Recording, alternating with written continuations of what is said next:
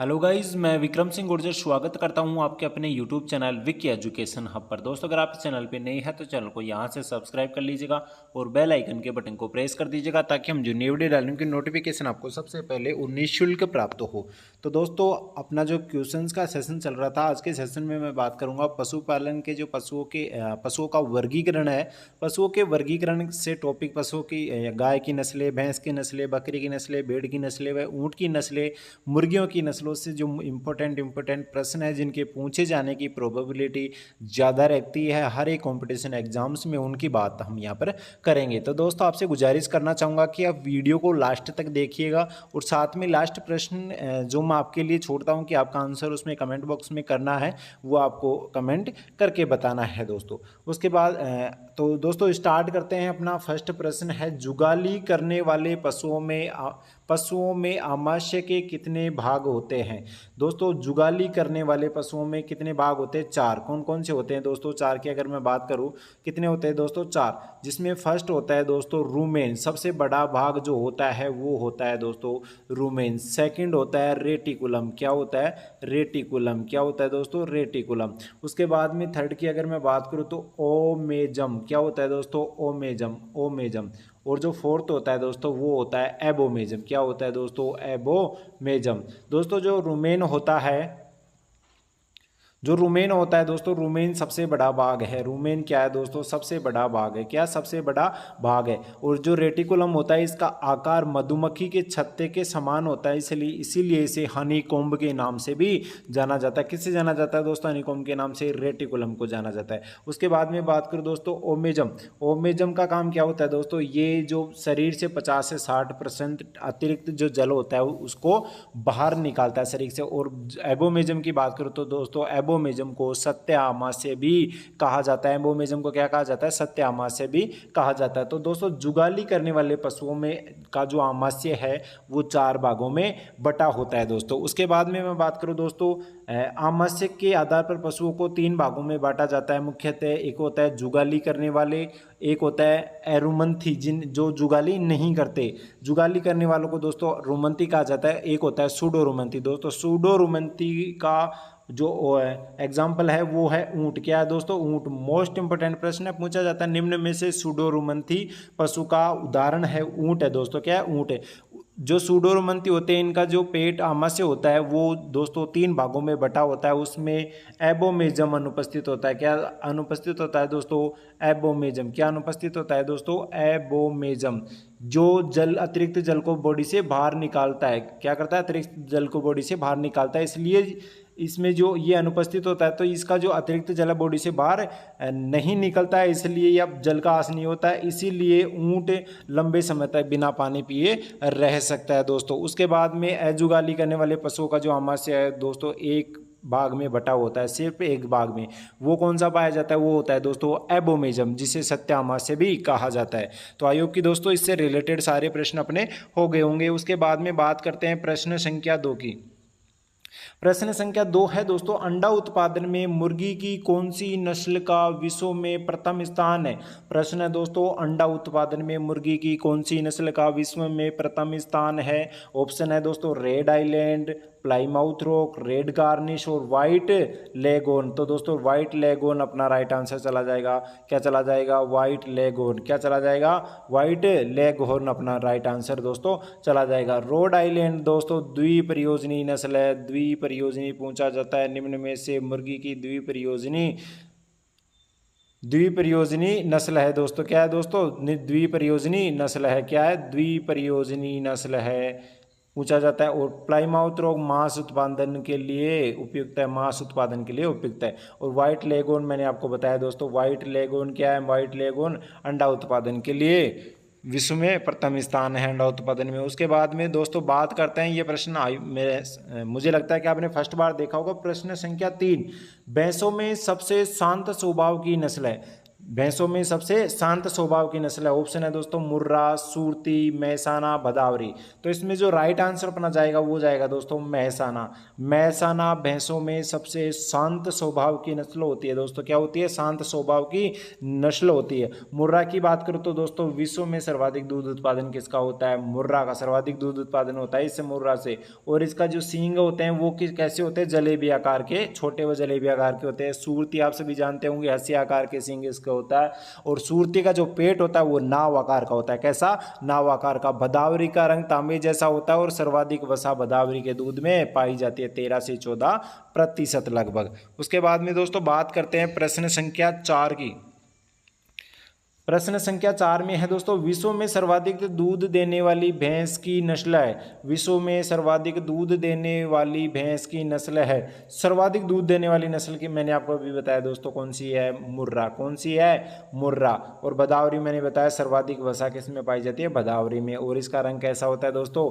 तांबे जैसा। और नीली रावी जिसके इसके सिर पर सफेद रंग का टीका होता है दोस्तों। प्रश्न पूछा जाता है निम्न में से कौन सी नस्ल के सिर पर सफेद रंग का टीका होता है? नीली रावी। कौन सी नस्ल पे क्या होता है? नीली रावी। और दोस्तों अगर जाफराबादी की मैं बात करूं, जाफराबादी को मिनी एलिफेंट भी कहा जाता है। क्या कहा जाता है दोस्तों? मिनी एलिफेंट, यानी कि छोटा हाथी के नाम से भी जाफराबादी को जाना जाता है। और प्रश्न में जो राइट आंसर क्या था? मुर्रा की सर्वाधिक दूध देने वाली भैंस की नस्ल कौन है विश्व में? मुर्रा। कौन सी है दोस्तों?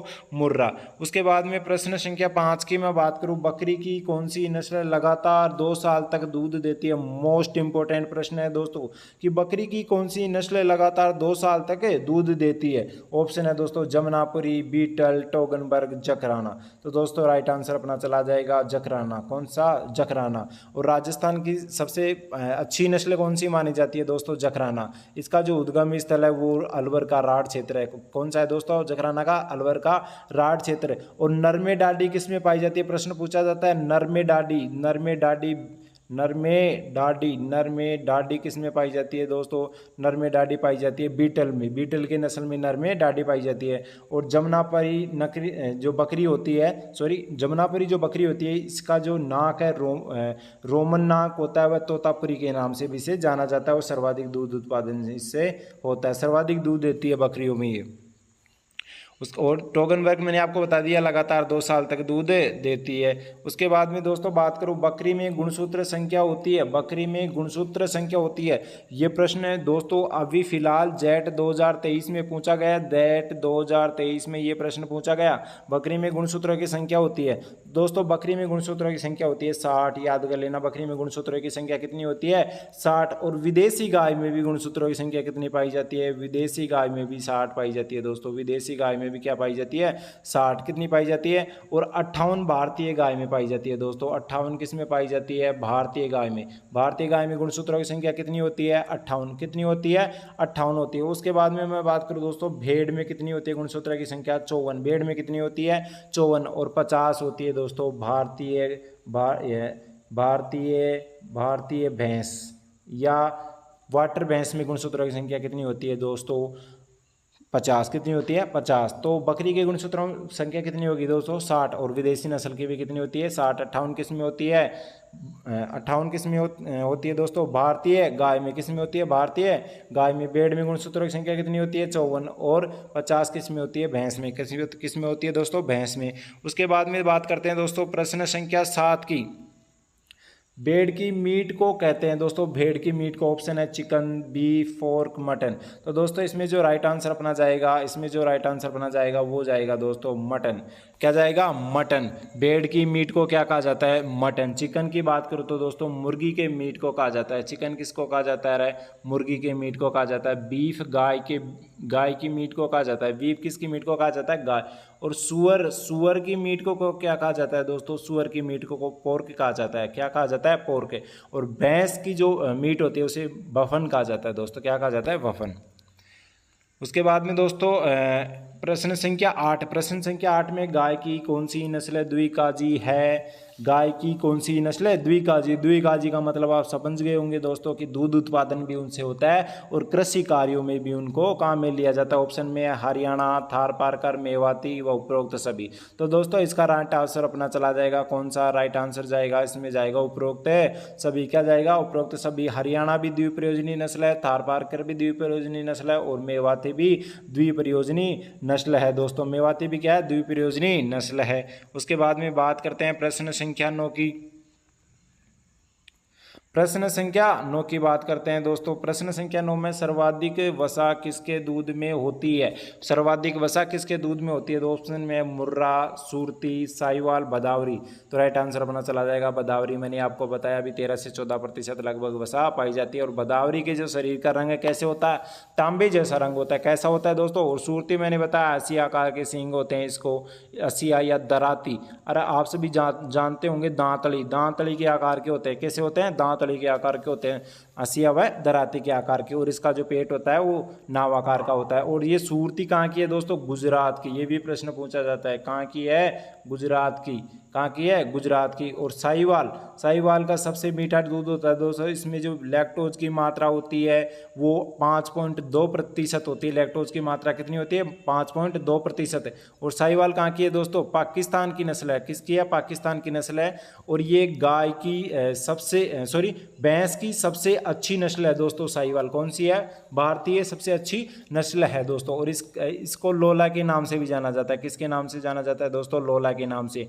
क्यों जाना जाता है? क्यों लोला कहा जाता है? क्योंकि इसकी त्वचा मुलायम व ढीली ढाली होती है। मुलायम व ढीली होती है, इसलिए साहिवाल को क्या कहा जाता है? लोला के नाम से भी जाना जाता है। और साहिवाल का दूध कैसा होता है? मीठ। ठीक है दोस्तों। उसके बाद में बात करता हूँ प्रश्न संख्या 10 की।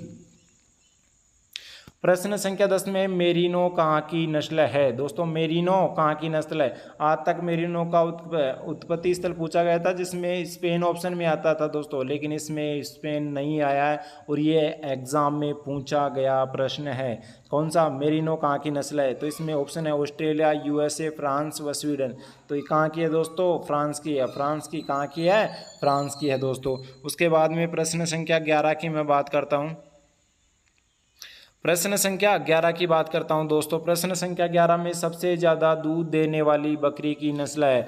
अच्छा प्रश्न है दोस्तों, पूछा जाता है। ऑप्शन है सिरोही, बारबरी, मारवाड़ी व जमनापुरी। तो दोस्तों बात करूं जमनापुरी जो बकरी की नस्ल है, सर्वाधिक सबसे ज़्यादा दूध देने वाली नस्ल है बकरियों में। सबसे ज़्यादा दूध देने वाली बकरियों में नस्ल कौन सी है?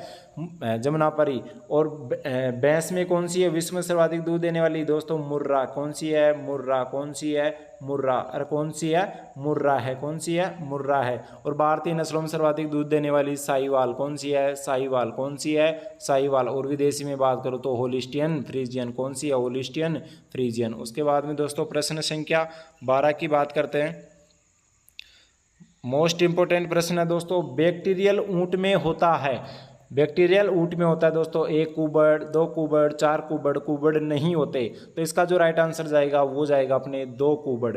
यानी कि बैक्टीरियल ऊंट जो होते हैं उनमें 2 कुबड़ पाए जाते हैं। और ये ठंडे प्रदेशों में ज़्यादा, जैसे लद्दाख में ये देखने को मिलते हैं। कहाँ मिलते हैं? लद्दाख घाटी में ये देखने को मिलते हैं दोस्तों बैक्टीरियल ऊंट।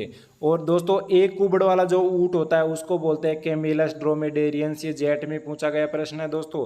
Camelus dromedarius, Camelus dromedarius, camelus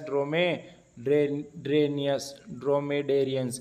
ये क्या है दोस्तों? जेट में पूछा गया है। 1 कुबड़ वाले और 2 कुबड़ वाले में कंफ्यूजन होता है। तो बै का मतलब होता है, बै से बाई बना लो, बाई का मतलब होता है 2। और यानी कि 2 कुबड़ वाला बैक्टीरियल और 1 कुबड़ वाला ड्रोमेडेरियंस हो गया दोस्तों। उसके बाद में प्रश्न संख्या 13 की बात करता हूं मैं। इंपॉर्टेंट प्रश्न है दोस्तों, रैंक डिसाइड करने वाला प्रश्न है। प्रताप धन नस्ल संबंधित है। प्रताप धन नस्ल संबंधित है बकरी से, भेड़ से, मुर्गी से, खरगोश से। तो इसका जो राइट आंसर जाएगा वो है दोस्तों मुर्गी से संबंधित है। किससे संबंधित है? मुर्गी से। प्रताप धन नस्ल किससे संबंधित है दोस्तों? मुर्गी से। अरे किससे संबंधित है? मुर्गी से। उसके बाद में मैं बात करता हूँ प्रश्न संख्या 14 की। मोस्ट इंपोर्टेंट प्रश्न है दोस्तों ये भी। हीपर किसको कहा जाता है? हीपर किसको कहा जाता है दोस्तों? ऑप्शन है नर युवा बैल, वयस्क मवेशी, पहले प्रसव से पहले युवा मादा, पहले स्तनपान के बाद गायें। तो दोस्तों इसमें से आपके हिसाब से राइट आंसर कौन सा होना चाहिए आप सोचिएगा, उसके बाद में मैं बताता हूँ। तो दोस्तों राइट आंसर की अगर मैं बात करूँ तो इसमें जाएगा सी, यस है। पहले प्रसव से पहले युवा मादा, यानी कि जो युवा मादा होती है जिसका पहला प्रसव होता है, उससे पहले युवा मादा को हीफर कहा जाता है। मोस्ट इंपोर्टेंट प्रश्न है दोस्तों, क्या कहा जाता है? हीफर। क्या कहा जाता है दोस्तों? हीफर। पहले प्रसव से पहले जो युवा मादा होती है उसको हीफर कहा जाता है। उसके बाद में बात करते हैं दोस्तों प्रश्न संख्या 15। प्रश्न संख्या 15, एक वयस्क ऊंट में दांतों की कुल संख्या होती है।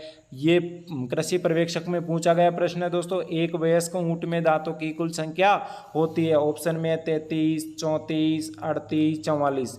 दोस्तों इस प्रश्न का राइट आंसर आपको कमेंट बॉक्स में लिख कर देना है, कमेंट बॉक्स में लिख कर देना। और उसके बाद में इसका जो राइट आंसर है मैं कमेंट बॉक्स में पिन भी कर दूंगा। जिसने राइट आंसर देगा, सबसे पहले जो राइट आंसर देगा उसका आंसर मेरे द्वारा कमेंट बॉक्स में पिन कर दिया जाएगा, यानी कि ऊपर ही ऊपर उसको दिखा दिया जाएगा कि इसका राइट आंसर है, सबसे पहले जो राइट आंसर देगा।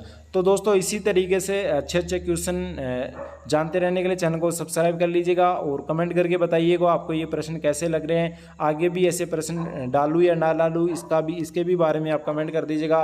और अपने दोस्तों के पास में शेयर करना ना भूलें दोस्तों। आप शेयर नहीं करते हैं तो आपसे गुजारिश है कि आप शेयर कर दिया करें। तो मिलते हैं दोस्तों नए वीडियो के साथ में, नई जानकारी के साथ में। तब तक के लिए धन्यवाद। जय हिंद।